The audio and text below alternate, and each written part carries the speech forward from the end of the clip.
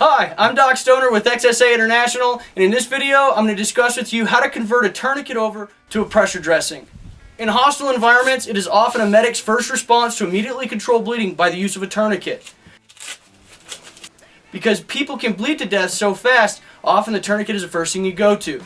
Now, sometimes in the secondary assessment, it's obvious that the wound may be controlled with alternate measures, reducing the risk of damage or loss of limb.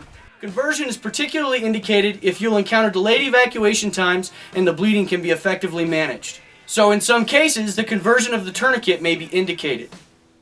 Ensure prior to releasing pressure on the tourniquet that the wound is packed and wrapped well with an adequate pressure bandage.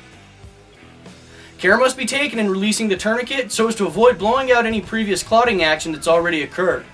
A set number of rotations back over a specific time frame will avoid blowing clots and allow new clots to form. Remember that when you're backing off the tourniquet, you don't want to completely take the tourniquet off all at once. You want to slowly release the blood flow back into the leg so you don't blow any clotting. So the way I would do this is to imagine taking maybe 1 or 2 turns every 15 minutes while you're closely monitoring the bleeding site, checking for capillary refill, as well as checking for that heavy arterial bleed that comes back in once again. The advantage of only taking off a couple of turns at a time is if the patient does begin to experience severe hemorrhage again, you can tighten the tourniquet back up immediately and you know that you don't need to mess with the conversion. As always, monitor the bleed site carefully and use common sense. It may be possible to completely remove the tourniquet, possibly saving the limb from deformity and amputation.